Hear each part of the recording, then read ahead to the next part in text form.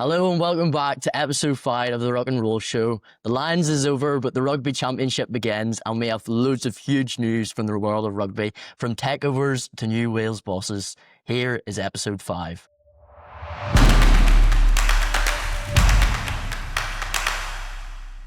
Well, boys, the Rugby Championship starts this weekend. We've got South Africa facing Australia in Johannesburg, and we've got New Zealand travelling to Argentina. How are we feeling about the start of the Rugby Championship?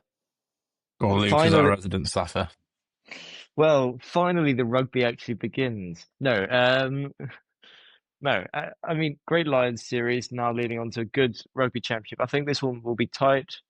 Some people are predicting Argentina coming second, which is possible. You know, they tie with New Zealand and the Wallabies tie with New Zealand, 1-1, 1-1. They're fine. They could do it. I think the Australians have a tough challenge this weekend. Ellis Park is 600 meters up against a conditioned Springbok side. It's going to be a big fight. Obviously, we can talk about that squad in a bit. But I reckon all round, it's probably got some of the bigger games this year. Springboks All Blacks at Eden Park is quite possibly the biggest fixture of the year, post-Lions series. Could the All Blacks lose their running streak there? Maybe, hopefully. We'll see what happens. Well, that's a big one, isn't it? That South Africa-New Zealand game, because you've got that record at Eden Park that hasn't been broken. So, when was the last time? Did you say there? It was in the 90s. I think France was the last team to win there. But there's a good few games. There's also Argentina versus South Africa at Twickenham this year, which one of us is going to. There you go. And that's the last game of the Rugby Championship. So there's a good few fixtures coming up all over. And they're all at sensible times. It used to be you have to get up at 5 in the morning to watch the games. Now they're usually about 8 o'clock. So it's improved quite a lot. That's good. And it's going to be really big coming off the back of that Lions tour, and with South Africa having the weeks, the last couple of weeks training as they have been, you're going to be expecting a really good side. And you talk about the Springboks. Look, our resident South African, as Dom rightly alluded to, Rassie's gone early. He's gone very early with his team news. But Australia's team isn't even out. It's Wednesday as we're recording this, and we've got a really strong team he's gone for here. What do you make of it? He's gone on Monday. He released the team. What do you make of the team? Well, he usually goes on a Tuesday and he makes his squad choice, and I think he's done it just to put some pressure on Australia. That's all he's done it for, and I think he's done to try and get under their skin. I'm just bringing the squad up as we speak, just to remind myself. Yeah, we can just run through it here. It's Oxen Shea, Malcolm Marks, Wilco Lowe, Ebenet Savet, Luke de Jager, Marco van Staden, De Toy, Khaleesi, Williams, Libok, Esther Hayes and Creel, and a back three of Aronson, Van der Merwe and Fassi, and then a very strong bench as well with Willemsen and Reinach and Mbanambi and the like of that. What do you make? He's going very strong there. Is that a statement of intent from him? And you've seen it's so the front. If you look at the forwards, if we look at the bench, Mbanambi, Vessels, and Lebaya Kanye as your coming on prop, your prop hooker prop trio. That's strong. That's physical. Mostert can play in the lock or on the flank. I think that's something they're looking to really get up physical up front, because they know that might be Australia's weakness, and to target, Lut de Jager and Evan Edson, I think, will be targeting Will Skelton if he's playing. But that backline is possibly the fastest Springbok backline available. Colby is out on injury. He had a knee niggle, so they decided to save him for Cape Town. So Libok is on the kicking duty. I think Grant Williams is the best 9 in South Africa. Evo van der Merwe has proven himself, no doubt in my mind. Fassi is quite good, and we all know what Estes and Creel are like. Main call, I think, in this team is Siya Kolisi at 8. Yeah, that was a noticeable one. But Rassie, according to reports, Rassie basically said Siya will be playing 8 at the scrum, but will be playing his usual channel, which means who's covering the 8 channel? Esterhuizen. It's a bit of dynamic play from the Springboks, and almost having an extra forward with Esterhazen at 12. So you expect them to sort of be very unpredictable and using the pace and power game would be? It'll be that usual Tony Brown madness. Something's going to come up, like last year with the double line out and that sort of experimental stuff is just going to happen. I can't imagine this game with the altitude is going to be one of high box kicks, brutal, just run forward. It's going to be pacey. They're going to look to exploit the Aussies out wide. Yeah, and Dom, coming to you, because I mean, obviously we've watched a lot of Lions stuff in the last couple of weeks. It's been all we've been going on about, really, and now we're going to move on to Australia. Looking forward to the Rugby Championship. How do you see Australia moving on from that third test against the Lions into a very sort of different Springboks team, a very different proposition for them? How do you see them handling this, and who do you see them picking for their team, which obviously hasn't come out yet? I mean, they chose their squad not too long ago, and I was actually really interested to see Nick White in there because I thought that the Lions game was going to be his last. So Injuries because of it. Well, either way, it's still, for me, I'm quite happy to see Nick White in there. I thought, that game that he had, I said it last week, that it was just, a deserved man of the match performance, but it was just incredible. It was like the best game of rugby he's ever had. Like, just decided, 32, 33 years old, I might actually put in a good shift. But I think you've got to take Australia on their own in this tournament because especially New Zealand and South Africa, they are just absolutely miles ahead of them. I mean, obviously, we've talked about so much about the reset that Australia have been going through over the last few years. So it's quite harsh to actually compare them to South Africa and New Zealand. But I think in the tournament in general, I think they will probably finish dead last. My prediction would probably be South Africa, New Zealand 1-2, Australia, Argentina 3 and Australia 4. But I'm not actually, I've never really watched a lot of Southern Hemisphere rugby, so I'm actually excited to see how this one goes and kind of learn more about it so I can give a bit more of a rebuttal to Luke week on week. That would be the main thing for it. You speak about Nick White coming in there, and I think that is a huge one. And after that third test against the Lions, Don, would you start him for Australia? What do you think? I mean, yeah, I don't see why not. When you've got such, I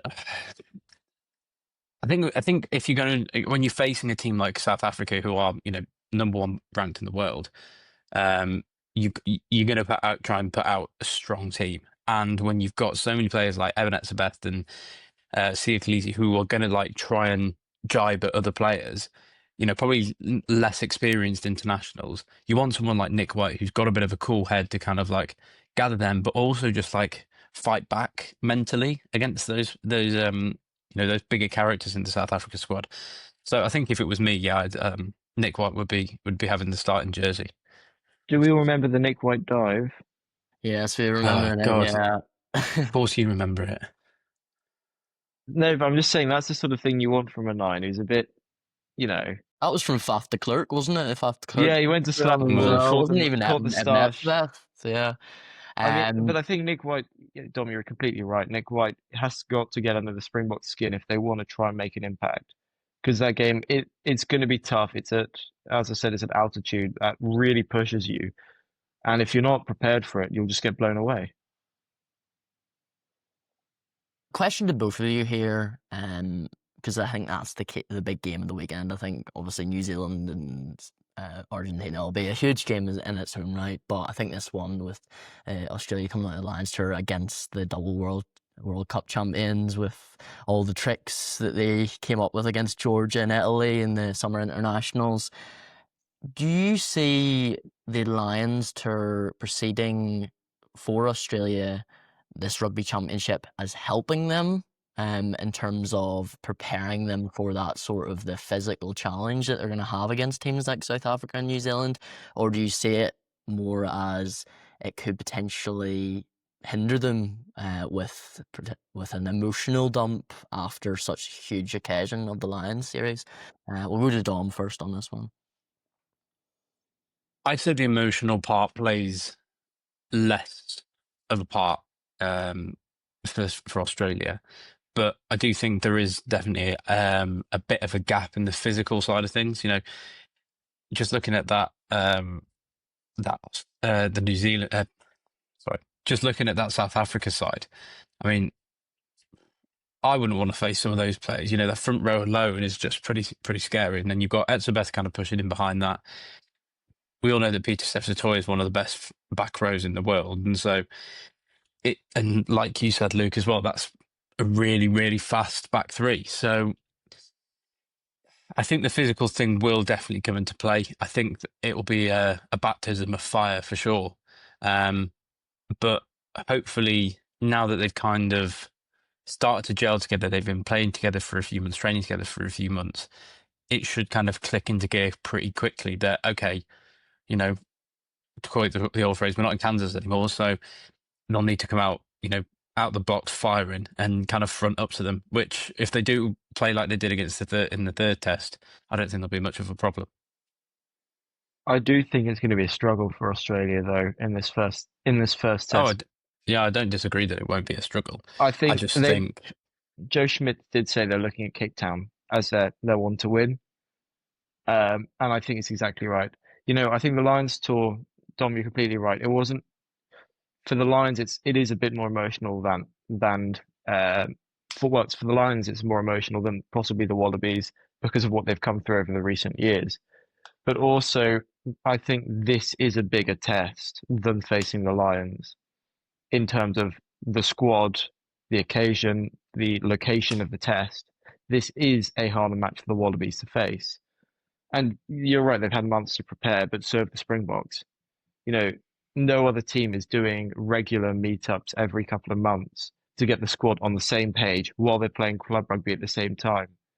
No other team has got the level of depth worldwide that the Springboks have. Maybe France is second to that.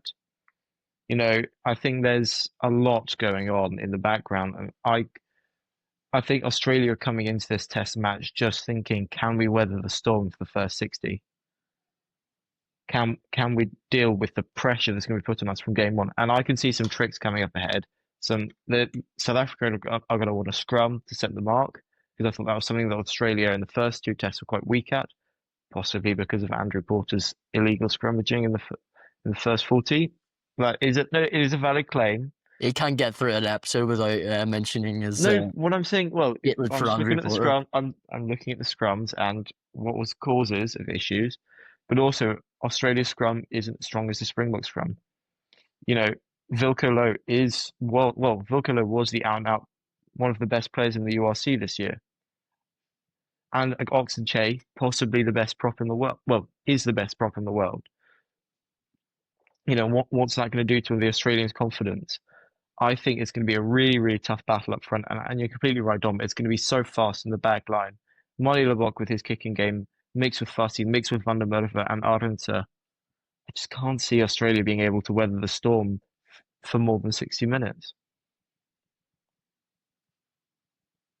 Yeah, and predictions for you two? What are we thinking? suffers by 22. 22 points. Wow. I'm going to be cautious and say the box by about 10. You really think it'll be that close? I know.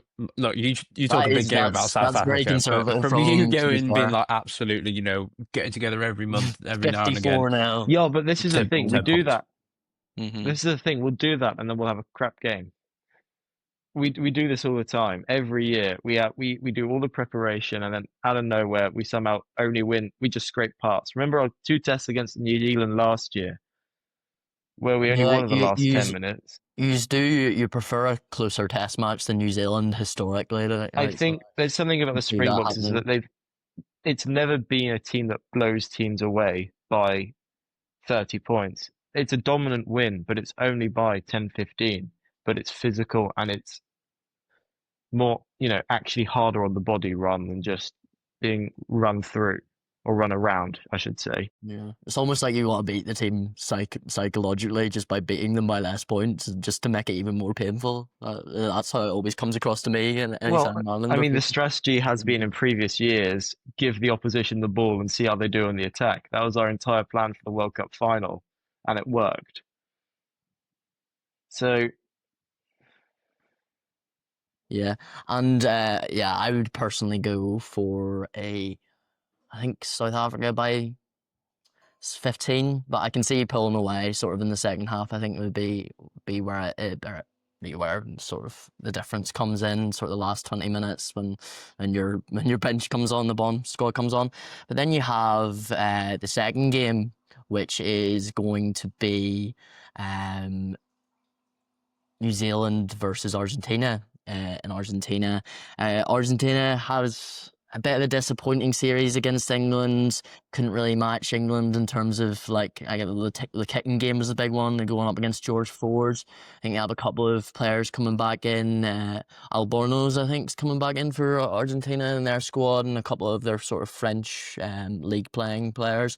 New Zealand, on the other hand, had a really good tour against against France. against France, 3-0 against sort of an unexperienced French side. I wouldn't say it was a good tour at points. First two tests were quite too close. For In which, French team sorry? in the New Zealand France tour, the fact that the French C team almost beat the All Blacks.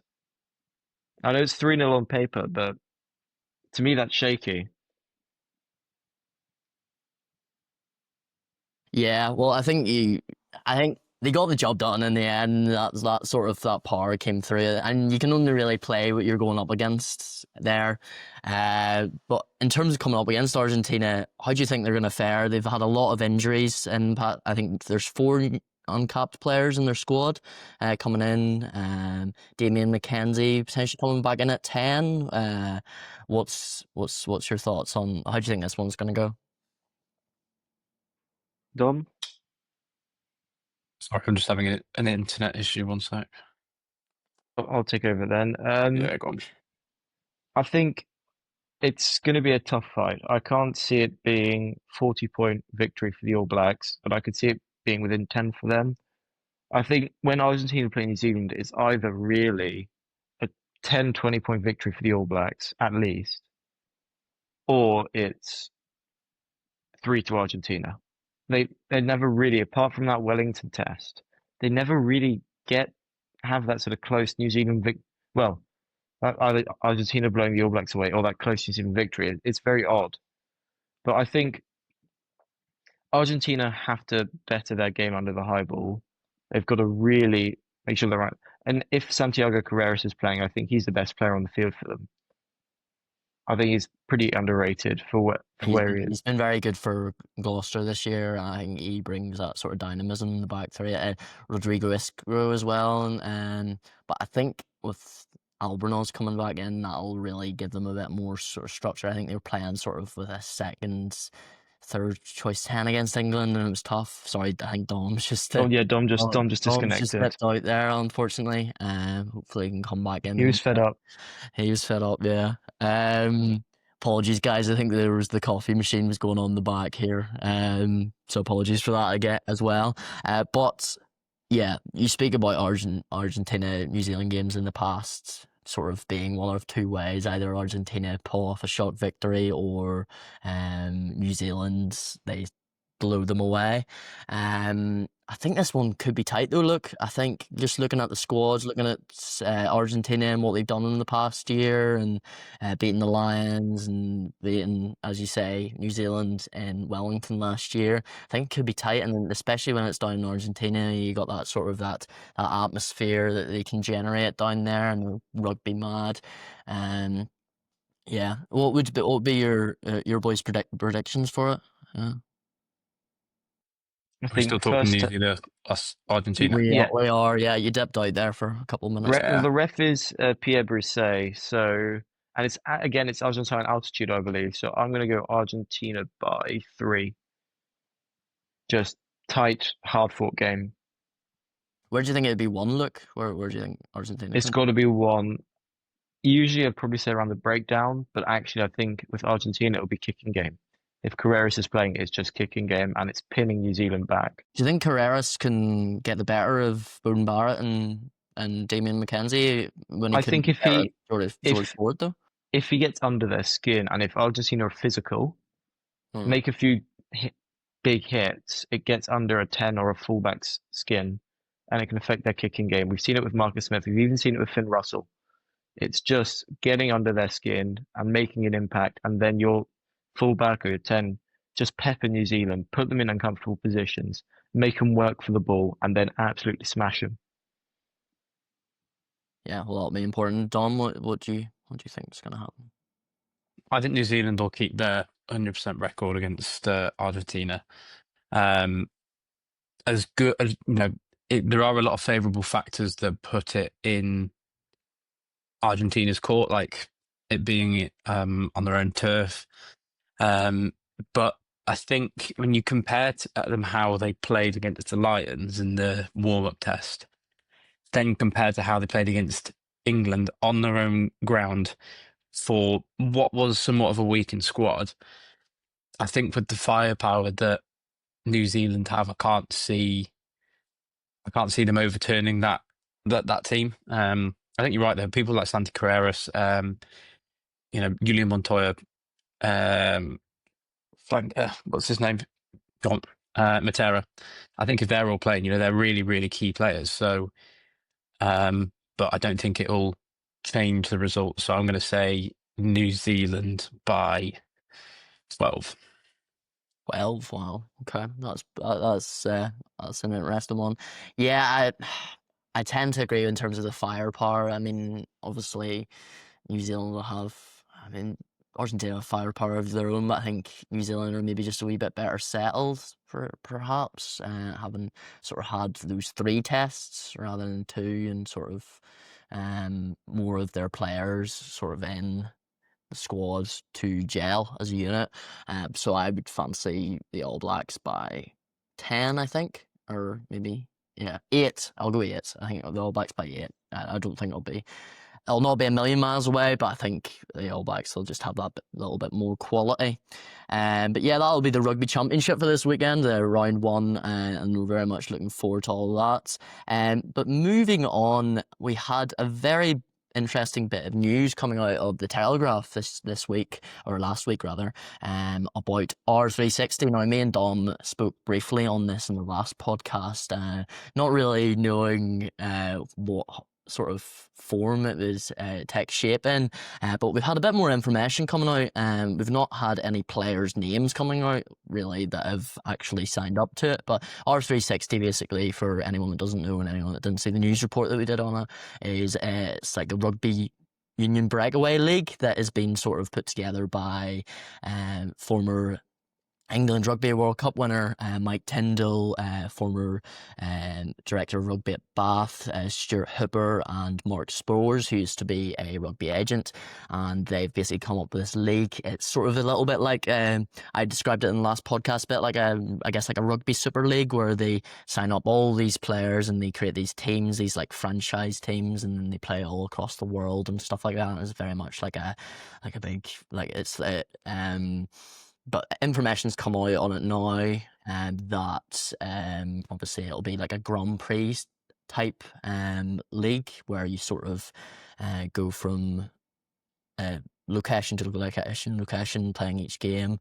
They're looking for 200 men's international or 200 men's rugby players, which they've already got 160, including 4 Springbok high-level internationals. They have 10 recent England internationals and a lot of players from Argentina, Australia, Pacific Islands. I guess the main question here, boys, the main question that's on everyone's minds is this a good idea? Is this good for rugby?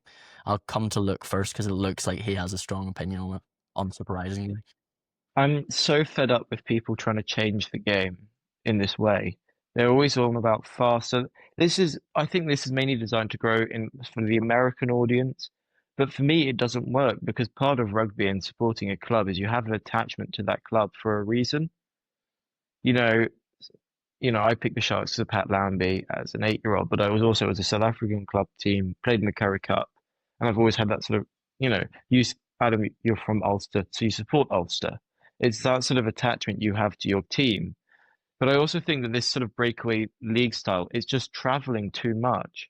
So when it comes to player welfare, also, what does this do for the international calendar? Are they playing a game Well, each what week? they've said about that, look, is that they want to ensure that all the big internationals are being played. So it'll take place in two separate parts of the year. I believe it is August and September, and hold on, I'll just check this for you now. I think April and June, so it's sort of two different types, two So different April times. and June is sort of the warm-up period for the Southern Hemisphere and also a few tier two team internationals.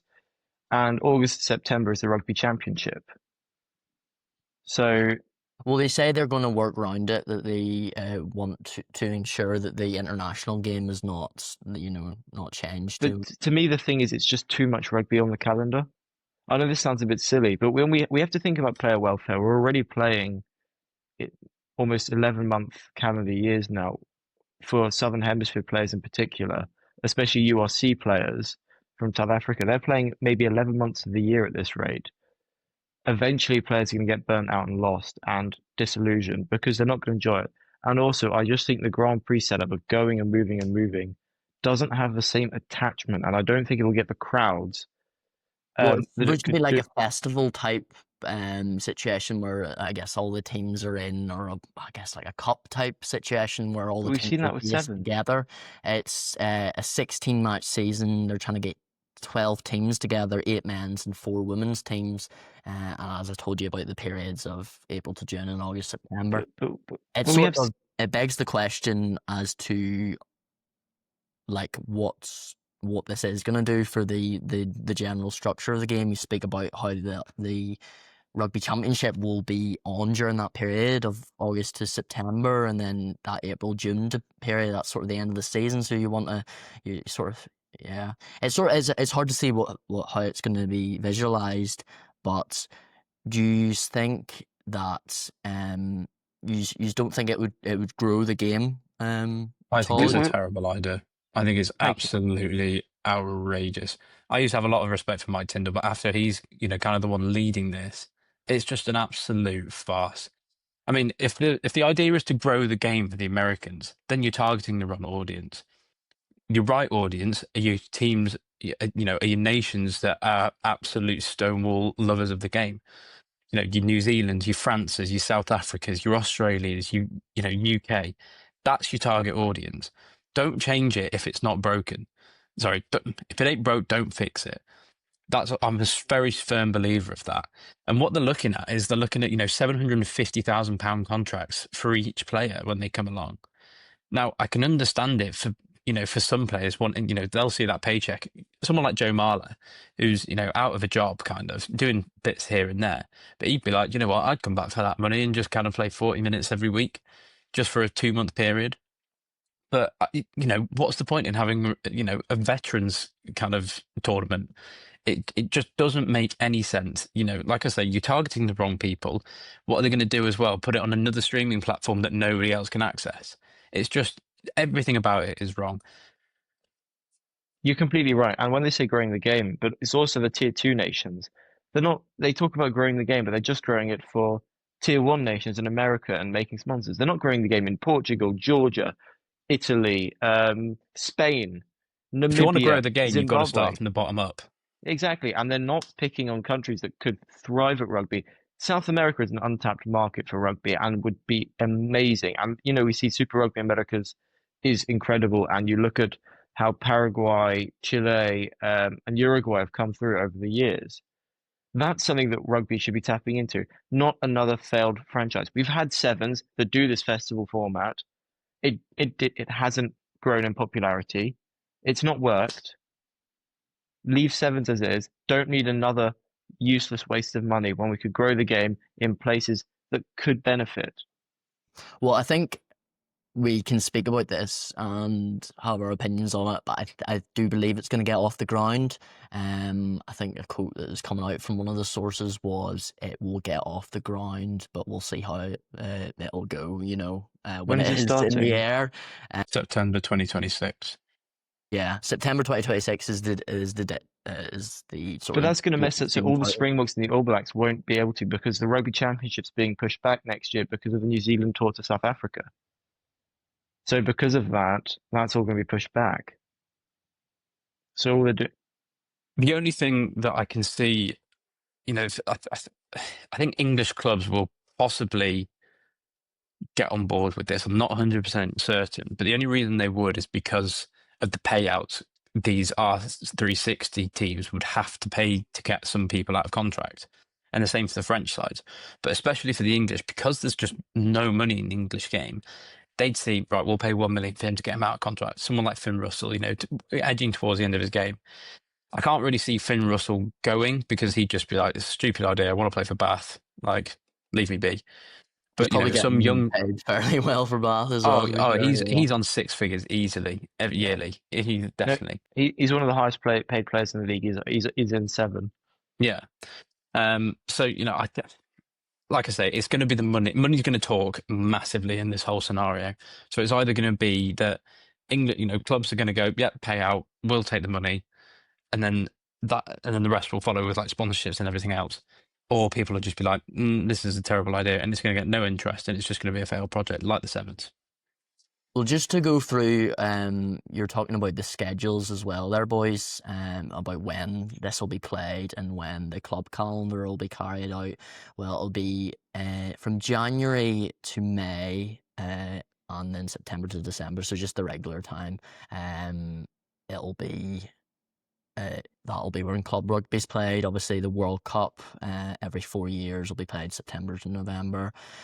Six Nations played at the regular time, February and March, and the World Rugby Nations Cup in July will be played then, and then the R360, as I say, April to June and August to September. So there's quite a bit of overlap there with club rugby, and then you've got the international period as well.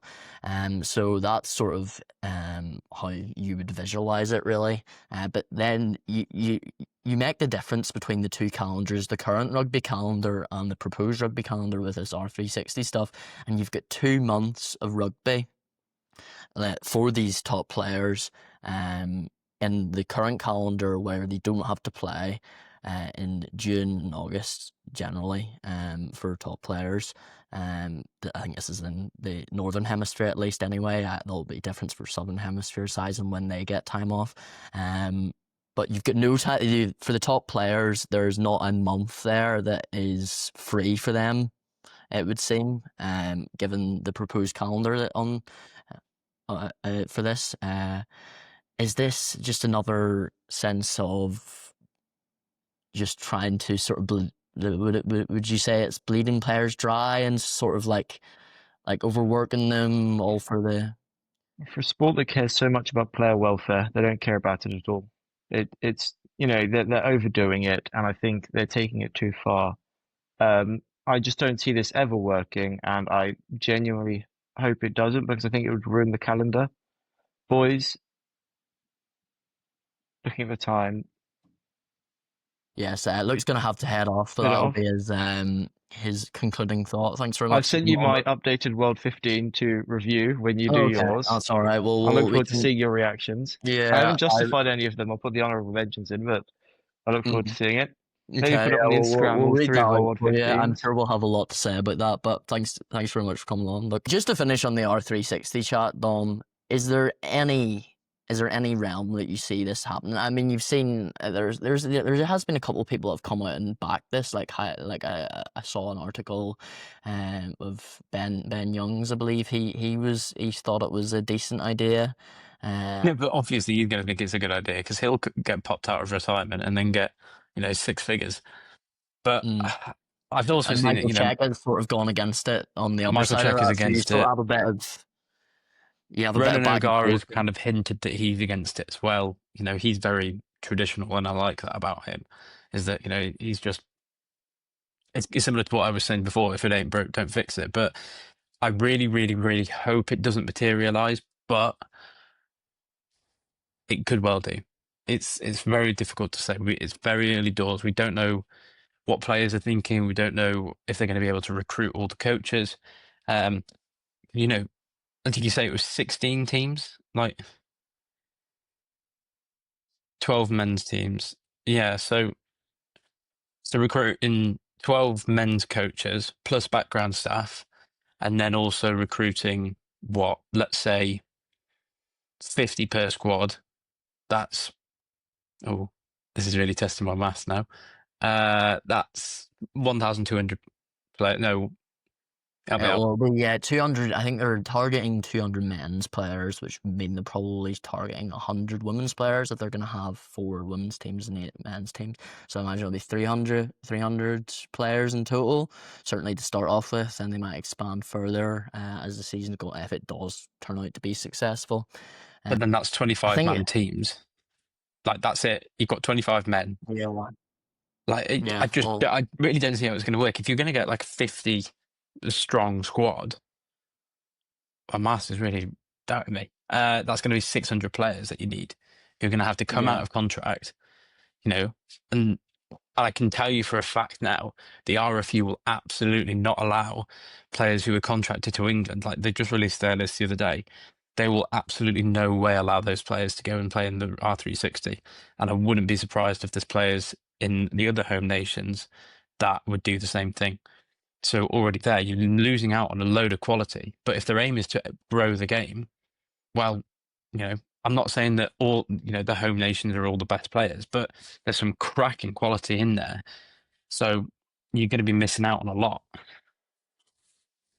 Well, it's been likened to live golf as well, by a rugby league coach, Jai Gray, who's and sort of said that it's a big threat to the NRL. He thinks a lot of rugby league players are going to go across to it as well. And live golf, I suppose, has had some success. So yes, it's still going. It still has some top level players. Do you see any things that they could perhaps take across from learnings from golf to into this? I think it's I think it's really different from live golf, because with live, golf is a one-man sport. So you're on your own. You either move or you don't. Like, with this R360, you could move, but then, there's so many different positions that you've got to fill.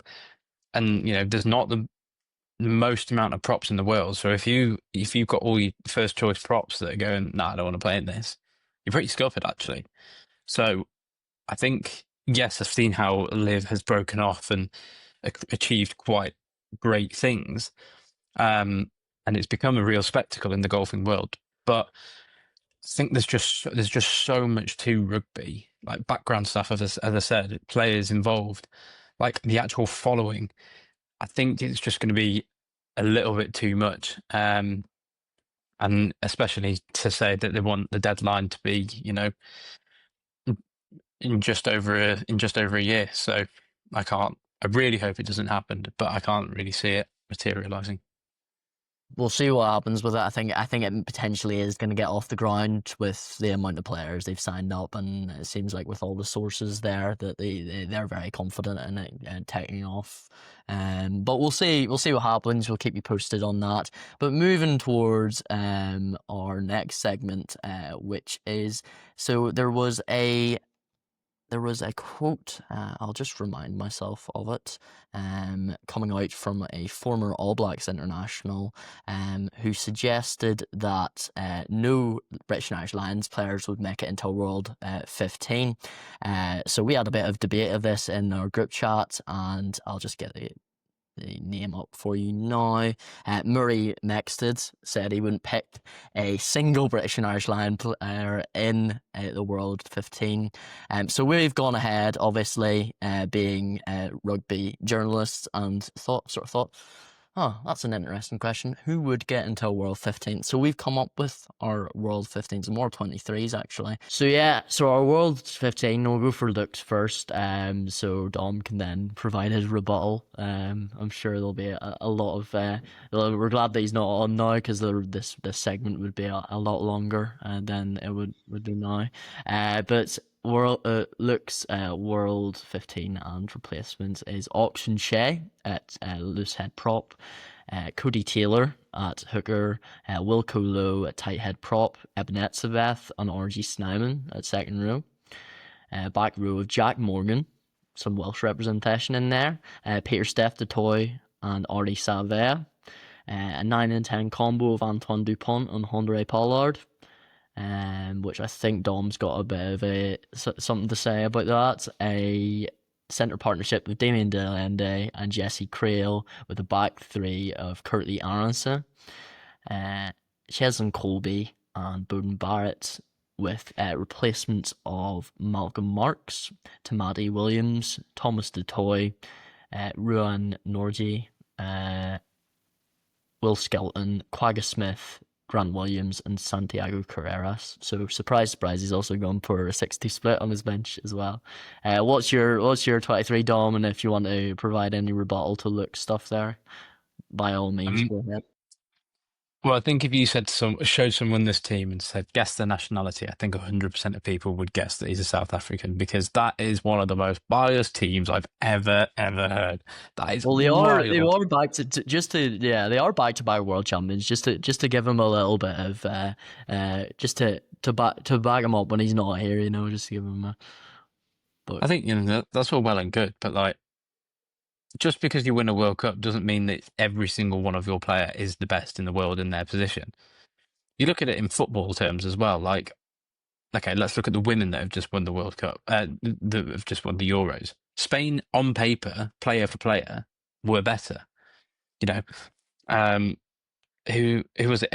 Argentina, when they won the World Cup against France, player for player, France probably had a better side, but Argentina had the cohesion. They had, they got everything right. And that's why they do so well, is because they've got a great coach in Rassie Erasmus.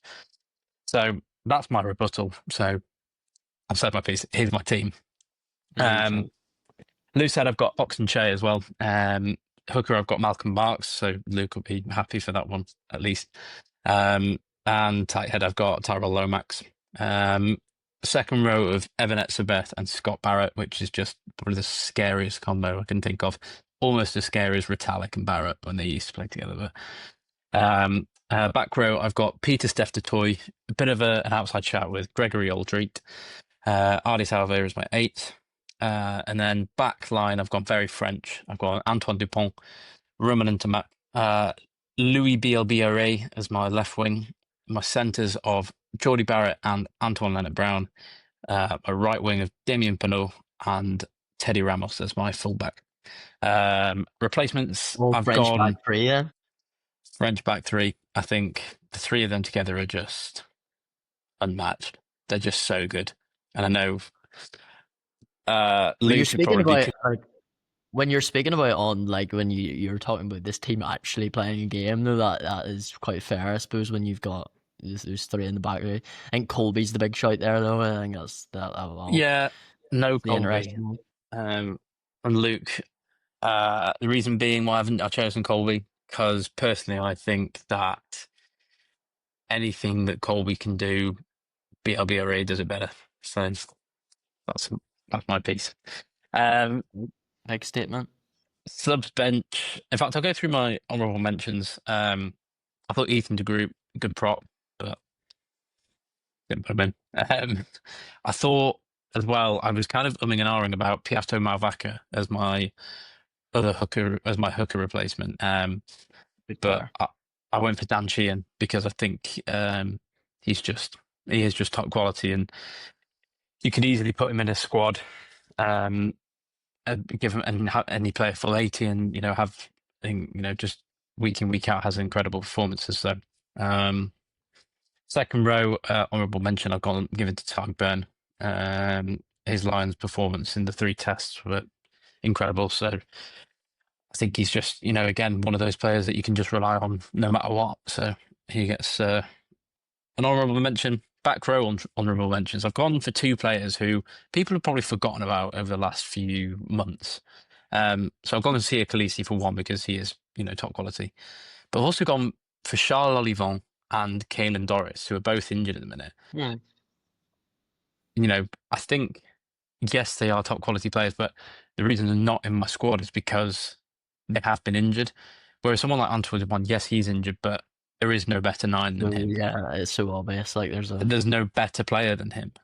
Whereas Olivon, when I think of that 2023 World Cup, God, he was just such a menace. And Caelan Doris as well. If it wasn't for his injury back end of the season, he'd have been captain of the Lions. He'd be starting every game in the tests. And you never know, there might have just been that little bit more security. Other honourable mentions: Finn Russell as my fly half. Again, top player, but I've actually capped him because of his age. Centre honourable mention: I'm giving it to Tommaso Menoncello because I think he's actually just electric. Yeah, he's great. Every single time you see him play, he does something that you just kind of makes your jaw drop. So 100%, he was very close to getting into my team, but just missed the cut. I mentioned Cheslin Colby, and the other one was Rico Ioane. Again, no, if you're he coming kind to of Leinster this season coming as well. going to Leinster. All know why that's for, but I think he's kind of like the love of Johnny Sexton, that's for sure. It's definitely not. But he's one of those players that I kind of think about, like he's kind of like a Jonah Lomi back in the day, where you're an opposite winger, you see him coming at you, and you're just like, ah. So you'd be bricking it if he's coming at you. In a different sort of way, like just because he's just going to beat you with pace and trickery, and he's got that bit of power as well. Yeah. And then honourable mention for fullback was Ange Postecoglou. Ange Postecoglou. Ange Postecoglou. He'd be great at fullback. No, Ange Capwatso. Ange Capwatso, that's he's been pulling up trees for a long time now. And then there was one, guys, Dom had to split off there, unfortunately, but we'll finish with me, shall we? So my world 23 goes as follows. I go for Auction Che, like the boys at loose head prop, Dan Shane at hooker. I've gone for Winnie Antonio, interesting shout at tight head. I just think he's been mammoth for France in the last couple of years. Eminet Sabeth at and Maro Itoje I've gone for, and then a back row of Tom Curry, Peter Steph Toy and Artie Savea. 9 and 10, I think we'd all like to see this happen one day. Antoine Dupont and Finn Russell.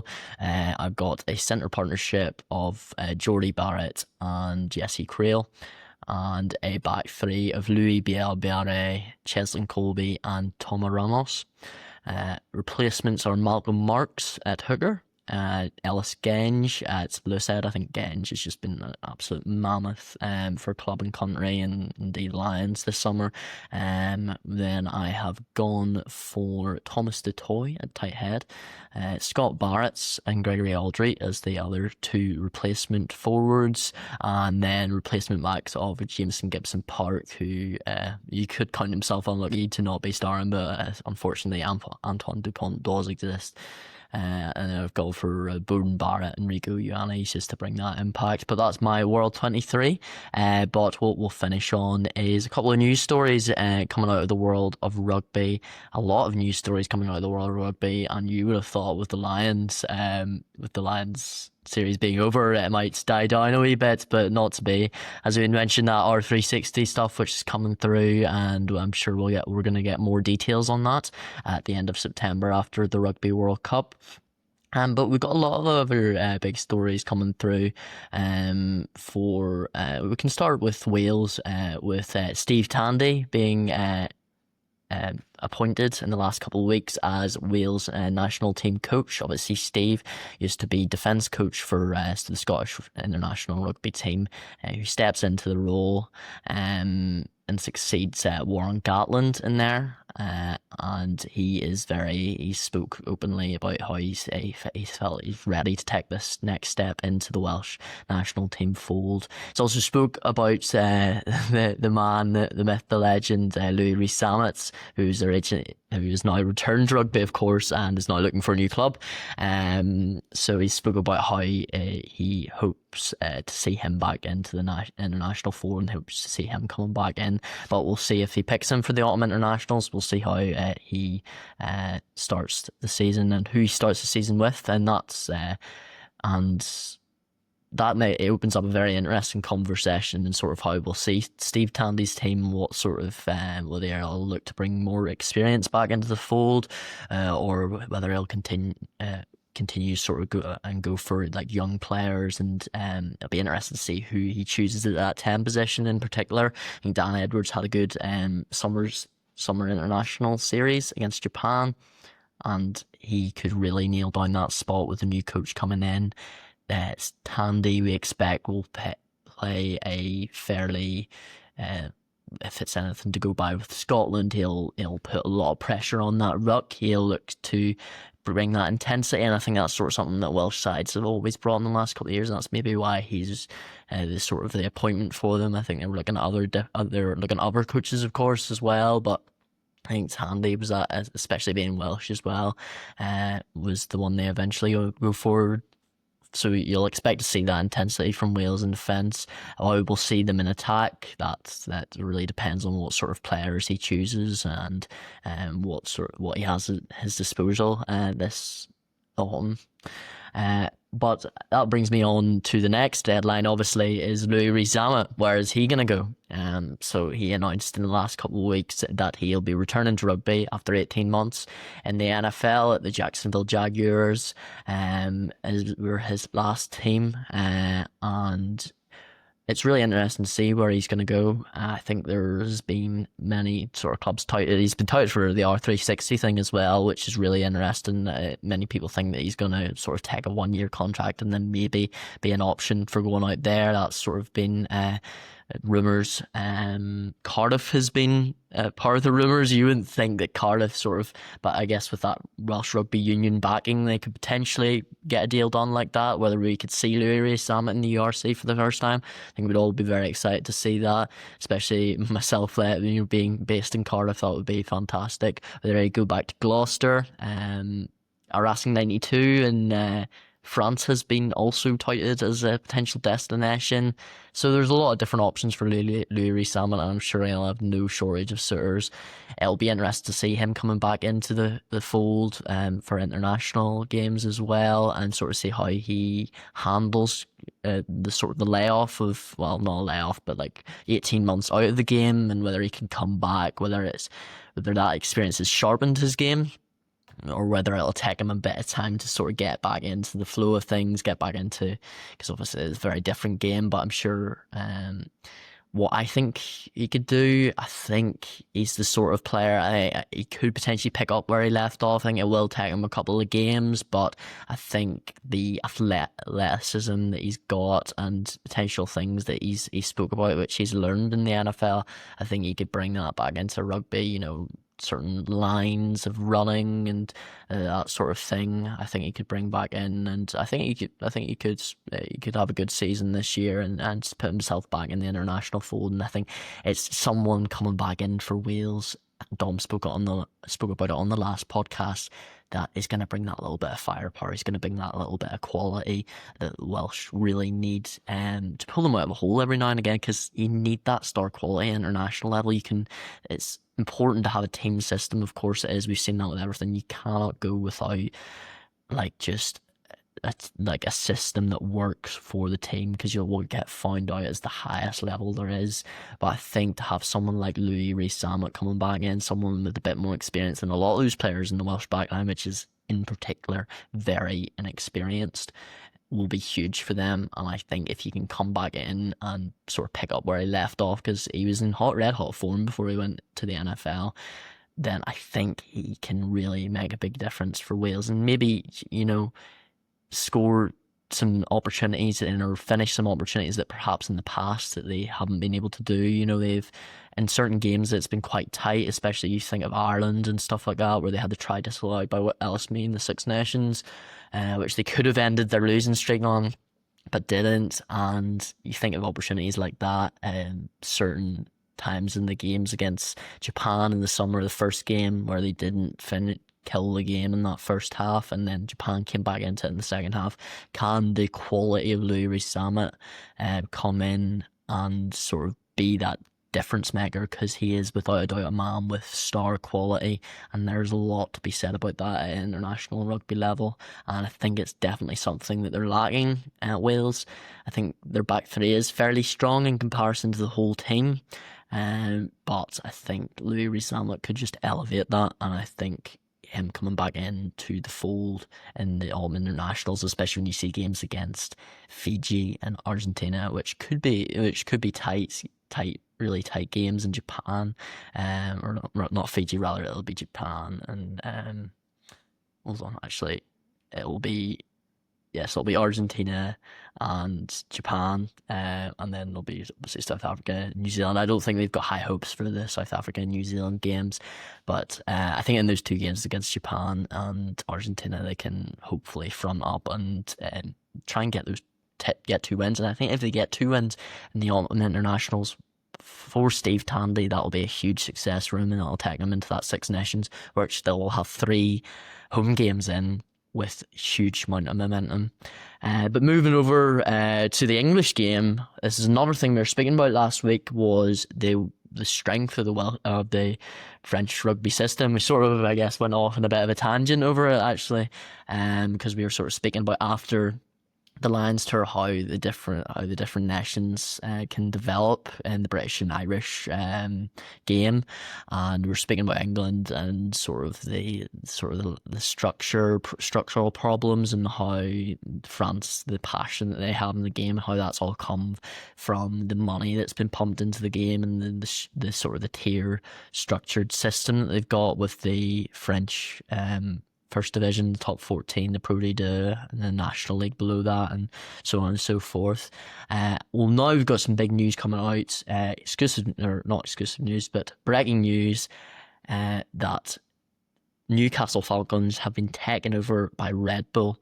This came out yesterday, officially announced. It had been in the rumour mill for a while now, but the big energy drinks company has come out and they have backed Newcastle Falcons. It's their first venture into rugby union.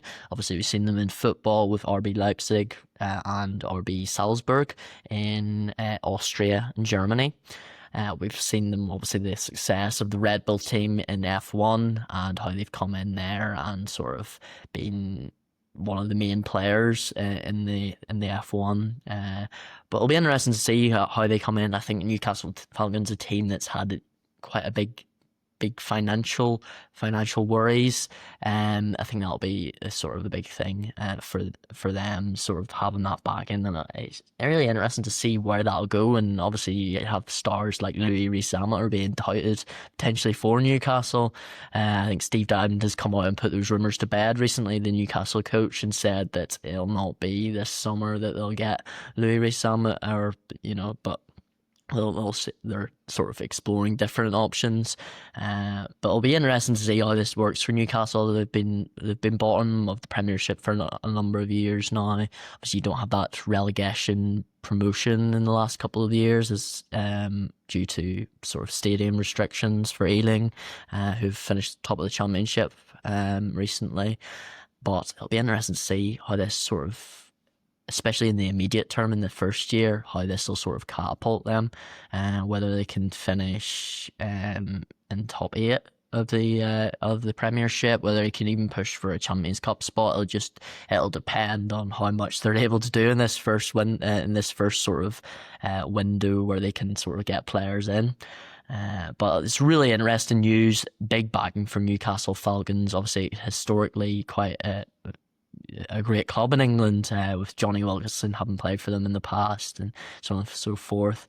It'll be interesting to see how that goes. Moving back to Welsh rugby, another big bit of news is that they have got new investors in at Scarlett, which is a US company which has been backed by, which is headed by Dan Biggar. Now, this is huge news for Welsh Rugby. I'll just get it is run as the Welsh Rugby Union Chief Executive David Moffat and Dan Biggar, of course, the House of Luxury, which will take a 55% stake in the organisation of the Scarlets, and they will acquire the financial liabilities. Now, Scarlets have had their financial woes in the last couple of years, struggles to sort of sell out the stadium and get ticket sales going through. I think we've all seen that if we've watched the URC. And this, I think, is absolutely huge, especially when we've had the news coming out recently about the potential cut of the two regions. You would think with this news coming in that this is going to be a big thing come through, especially with the sort of the board members being the former Welsh Rugby Union executive, David Moffat and Dan Biggar. I think that's huge for the game, and you could potentially see with this and also the Ospreys getting planning permission for redevelopment St Helens and getting that stadium updated, that we're seeing these clubs being sort of, you have those finances available to do that, which is absolutely huge for the Welsh game after what's been quite a whirlwind past couple of years, with the national side not doing as well, the club sides not performing as well as the URC and in Europe, and you've had these stories coming out about cutting regions. I think this will be huge for the Scarlets especially, and we'll see. We hope to see what happens for the Scarlets this season and going forward. Really, it's a huge thing for them. Be interesting to see how Cardiff and Newport get on as well, with who haven't had such. Obviously, the Cardiff will be backed by the AWRU, so you think they'll be in a decent position. We'll see how it goes with Newport as well. So it's very interesting news for Welsh Rugby at the minute, because I think we were all sort of seeing it going in one direction, where despite having the success of the Scarlets this year, we were seeing regions potentially being cut in a couple of years, and the game sort of in the national game just moving just like into a treacherous place. But I think this news of the new coach coming in, with Jack Morgan's success in the Lions series, you can't underestimate the impact that'll have on Welsh Rugby as well, even as just one player.